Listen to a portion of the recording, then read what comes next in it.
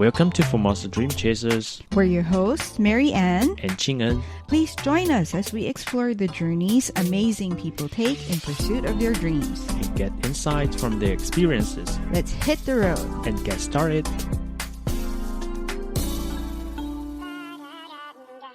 Welcome back to the show. Today we continue our chat with David, who is an actor and comedian, as he shares with us how he got over his stage fright. You know what happened?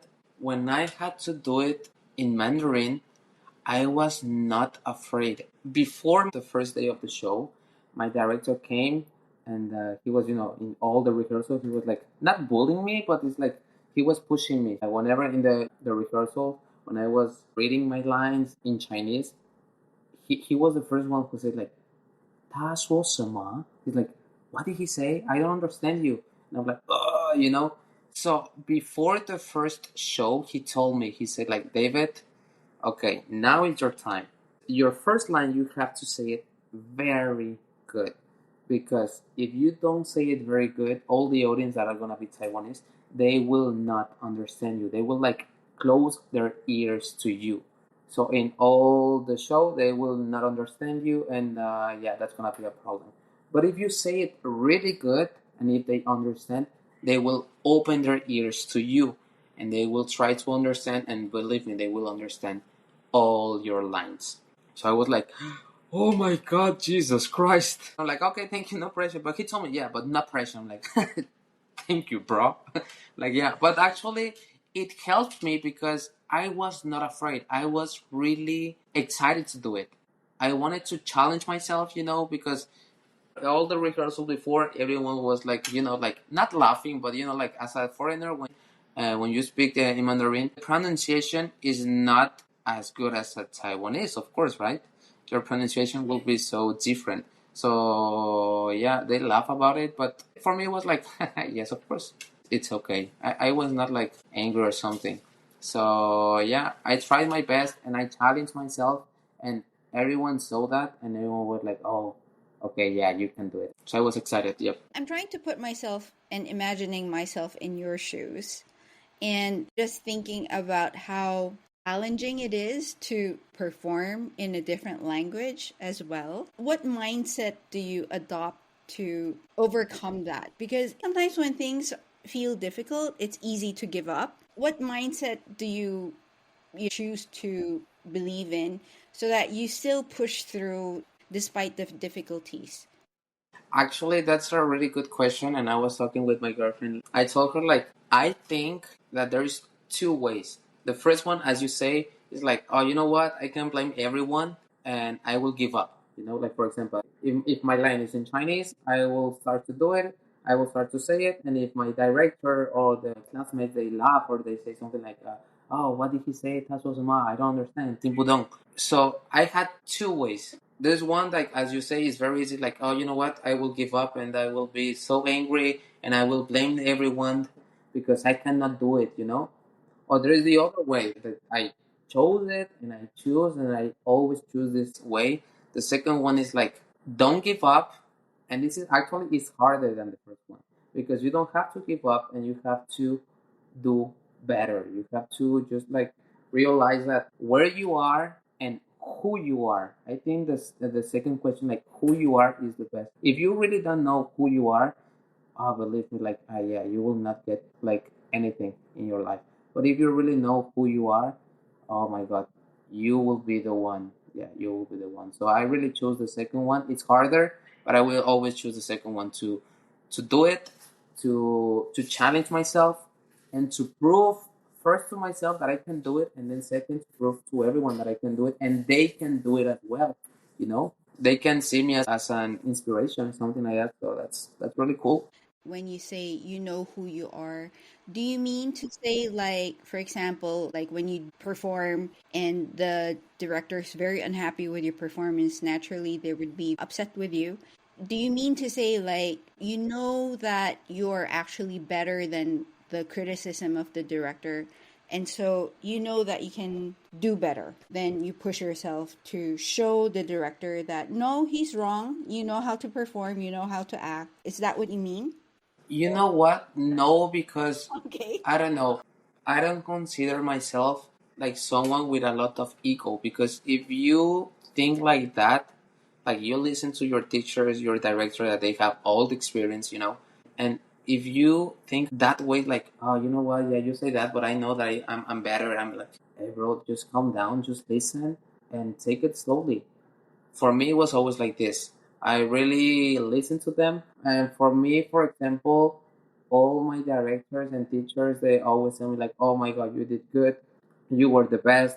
So for me, it was like, okay, I know that I'm doing it good, but I know that I can do it better. So yeah, it depends only on your ego. And the problem, like in this industry that I found out with the other actors and everything, yeah, you can see a lot of ego around. So I don't like egos. Like for me, it's like there's two kind of egos: black ego and the white ego. The black ego, they will never help you to get until your goal, but the white ego, they will always help you. Yeah. So yeah, I prefer the white ego. Yeah. I don't know. Is the way that I see life. That's actually very helpful to remember that to listen to what other people are saying and try not to react to their criticism. That doesn't mean that you have to always follow what they say. No, no. It's just like it depends on the situation, depends on what you believe. But the ego is the one that makes you, I don't know, not a bad person, but someone that becomes too proud. Yeah. So for me, like, I prefer the white ego and just to listen. And if I can use it, good. If there is something that they say that it's going to hurt me, oh, I don't take it. I'm curious, like, whether or not there are a lot of foreign actors in Taiwan's theater scene, or would you say that you guys are, a small group? Actually, I don't know, but I think it's like a small group going around Taipei with friends, chatting with friends, or like going to some gatherings. When they ask me, okay, what do you do here? Like, what are you doing? Are you a teacher? Are you a this? Are you so? We talk a lot and we ask a lot. And I haven't met someone doing the acting as a theater play. Whenever I said like, yeah, I'm an actor, theater actor in Taiwan, they were like, oh, whoa, whoa, whoa, wait, what? And they started to ask you a lot of questions. And so you can see like, okay, they haven't met someone, because if you say that, oh yeah, I'm a theater actor, they will say, oh yes, I have a friend that who does the same. But no, they are really impressed. So yeah, you can see from that no. So yeah, actually, I haven't met, but I wish I can meet someone, because yeah, it's not that easy. We need each other, yeah, yeah, we need each other, because we will understand. For example, if I talk to my brother, if I talk to my family, to my girlfriend about problems inside the crew, inside the stage or something, they will be like, okay, you can do it. I'm like, oh no, I need someone to understand me. So if I can find someone, please, SOS here, please. If someone is hearing me, so yeah, I'm here so we can have a chat or something. Yeah, but comedians, yes, I know a lot of foreign comedians. Yes, I mean not a lot, but yeah, like more than 10. Okay. Well, speaking of comedy, actually, that gives me the chance to also ask, how did you shift then from performing at the language center or at the university to doing comedy show? How did that shift happen? Because I really liked the reaction of the audience. If I go to Taipei to have some gatherings or something, when people start to talk to me, and I started to say some kind of jokes, and they really liked it. And actually, there was one girl who inspired me. She was the first one who told me like, "Why you don't do comedy? You will be so good doing it." I'm like, "Oh, do you think so?" And she was like, "Yeah, you got it. You got it in your expressions, in your face, in your movements, and everything. You have to do it." And I was like, I never thought about that. And actually, I did my first stand-up show here in Taiwan because of her. So yeah, I didn't think about it before, but after I met her, I started to consider it, and yeah, I found out that yeah, I had and I have the skills. So yeah, so that's why. Thanks to that girl. Yeah. How did you actually booked to do a show? Like how does that work? What did you do to be able to perform?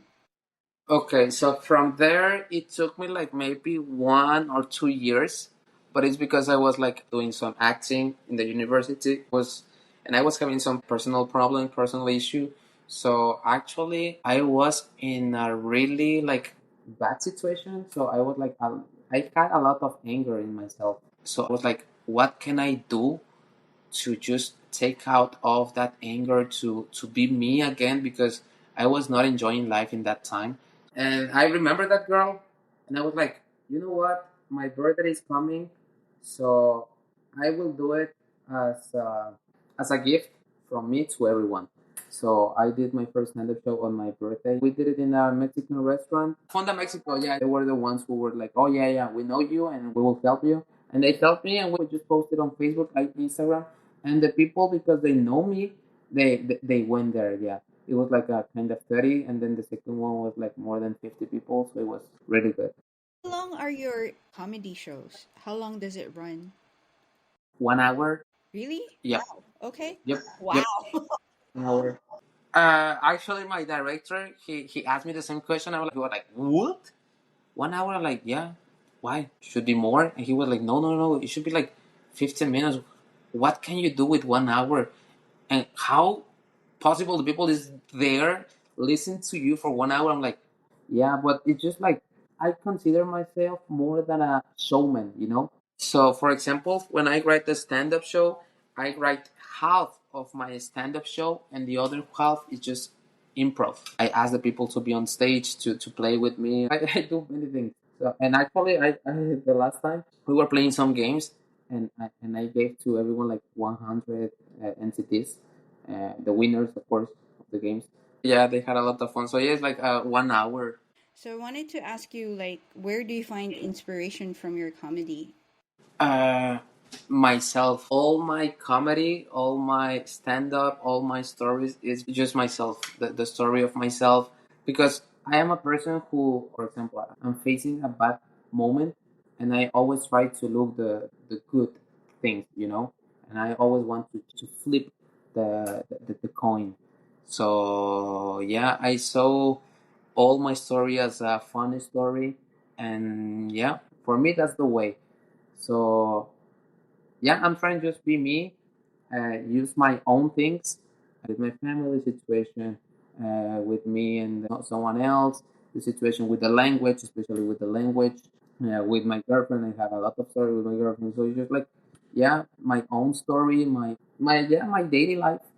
Okay. Well, the other aspect of it is also comedy can be very cultural. So how do you adjust your material for Taiwanese audiences? Are most of your audience foreigners?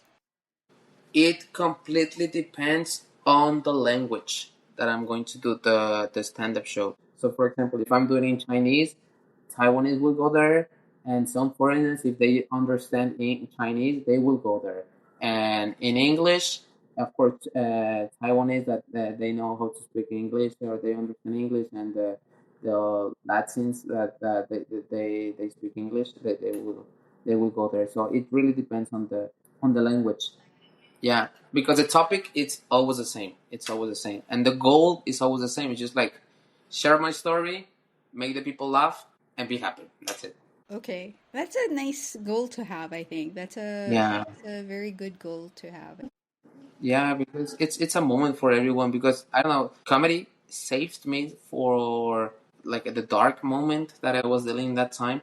So sharing and make the people laughing helped me, of course, and I know that it helps the people to forget about the problems, to forget about a bad thing that they are happening. So yeah, for me, it's like laughing. It helps a lot. And if you don't laugh, I don't know what you're doing. Yeah, have to laugh at least once in a day. You were saying that your shows, your comedy shows, are like an hour long. So that's 1 hour of pure Mandarin or 1 hour of pure English. Is that correct? Yeah, for the Chinese one, no, I haven't done more than 15 minutes. Because as I told you, like I cannot speak like more than 20 minutes Chinese. It's a lot. I wondered about that because you were talking about how your shows. I was wondering how. Yeah, no. For 1 hour, I don't know what am I going to say, so no. So yeah, completely no.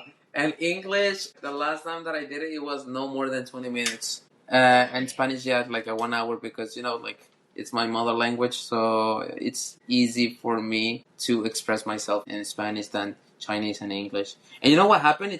It's wow, something that shocked me reading my lines when I had my script and I started to read my lines in Chinese and then I translated to English and I translated to Spanish. It hits different. I have more feelings in English and in Spanish than Chinese. So in Spanish and English, I can read like with a lot of feelings, and I know what I'm doing it, and I know what I'm acting and saying. But in Chinese, it's like, no feelings, and like, it was so hard for me. It was really, really hard for me. Because Chinese is your second language. Like, even for me, even if I can speak Mandarin, in my head, I still think in English. You know what I mean? So, suddenly, when I speak in Mandarin, it still takes my brain a few seconds to try to express. Yeah, yeah, yeah. Yeah, for me it's the same.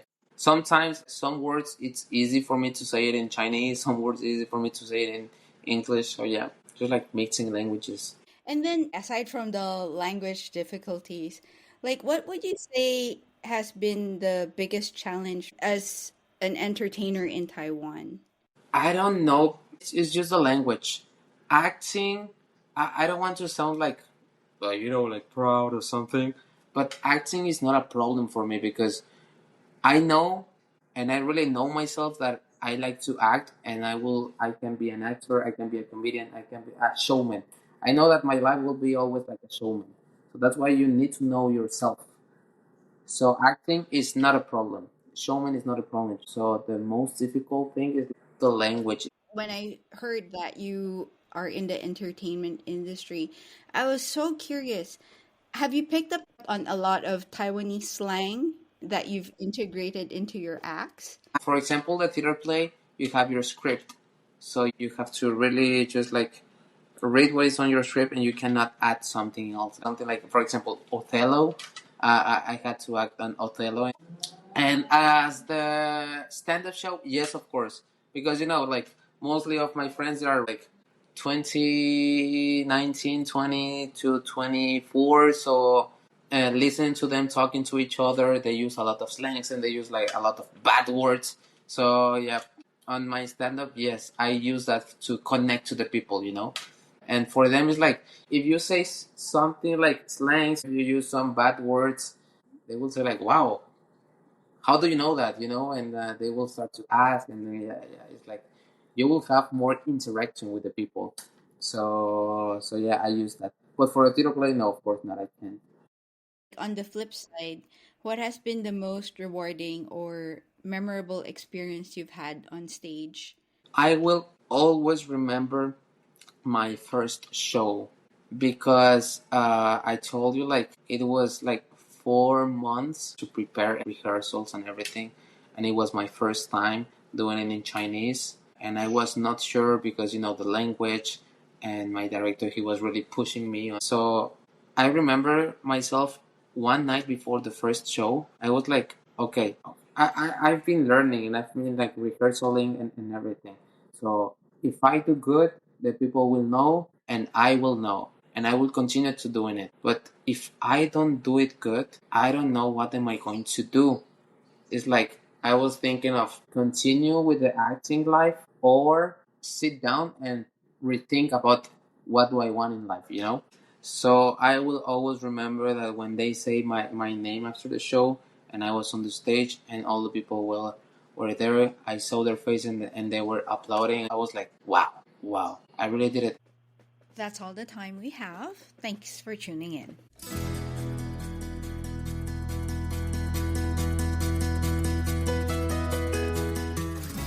This is Ching and Cho. And Mary Ann Shoko. See you guys next week. Bye.